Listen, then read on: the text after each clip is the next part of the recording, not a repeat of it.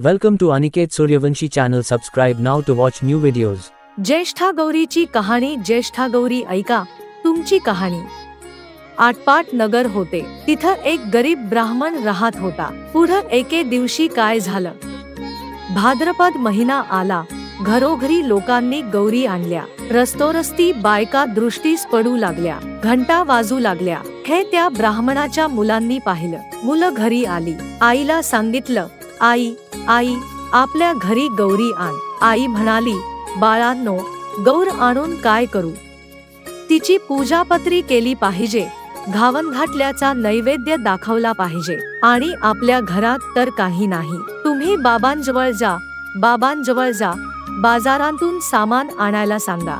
सामान आणलं म्हणजे गौर आणीन. मुले तेथून उठली. बापाकडे आली. बाबा बाजारात जा. घावन घातल्याचं सामान आणा म्हणजे आई गौर आणीन.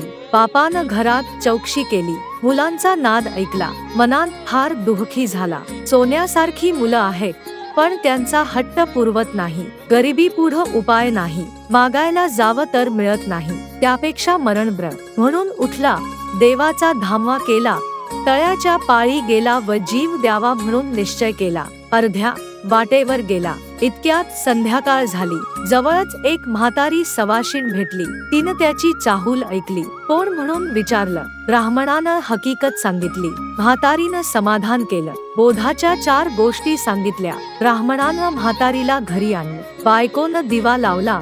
चौकशी केली. पाहुण्याबाई कोण आणल्या म्हणून विचारलं. नव्यानं आजी म्हणून सांगितलं. बायको घरात गेली. आंबिली करिता कण्या पाहू लागली.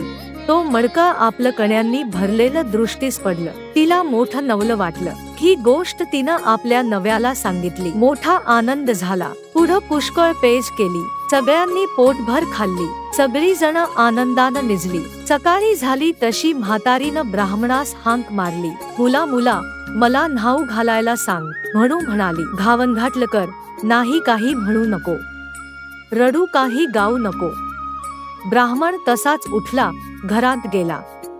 बायकोला हांक मारली. ऐकलं संका. आजीबाईला न्हाऊ घाल असं सांगितलं. आप उठून भिक्षेला गेला.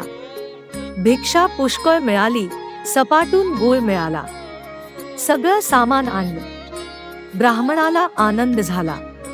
बायकोनं सर्व स्वयंपाक केला.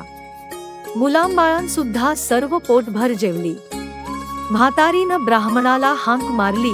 उद्या जेवायला खीर कर म्हणून सांगितलं. ब्राह्मण म्हणाला, आजी दूध कोठून आणू. तशी म्हातारी म्हणाली, तू काही काळजी करू नकोस. आता उठ आणि तुला जितक्या गाई म्हशी पाहिजे असतील तितके खुंटे पूर.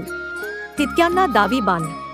संध्याकाळी गोर्ज मुहूर्तावर गाई म्हशींची नामवं घेऊन हांका मार म्हणजे त्या येतील. तुझा गोठा भरेल. त्यांचं तू दूध काढ. ब्राह्मणानं तसं केलं. गाई म्हशींना हांका मारल्या. त्या वानसरांसुद्धा धामवत आल्या. ब्राह्मणाचा गोठा गाई म्हशींनी भरून गेला. ब्राह्मणानं त्यांचं दूध काढलं. दुसऱ्या दिवशी खीर केली. संध्याकाळ झाली तशी म्हातारी म्हणाली, मुला मला आता पोचती कर.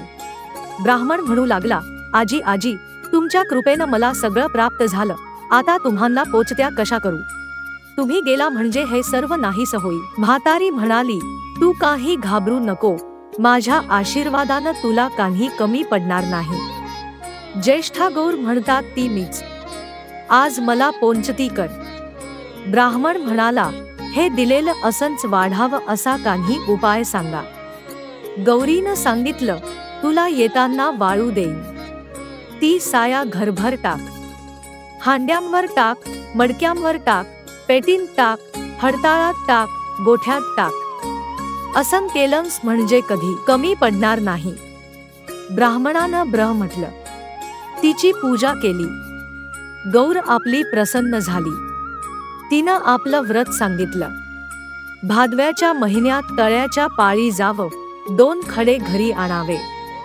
ऊन पाण्यानं धुवावे. ज्येष्ठा गौर व कनिष्ठा गौर म्हणून त्यांची स्थापना करावी. तयांची पूजा करावी. दुसरे दिवशी घावन गोड. तिसरे दिवशी खीरपोळीचा नैवेद्य दाखवावा. सवाष्णीची ओटी भरावी. जेवू घालावं. संध्याकाळी हळदकुंकू वाहून बोळवण करावी. म्हणजे अक्षय सुख मिळेल. संतत संपत मिळेल। ही 60 उत्तरांची कहाणी, पांचा उत्तरी, देवाच्या दारी, गाईच्या गोठी, पिंपळाच्या पारी सुफळ संपूर्ण।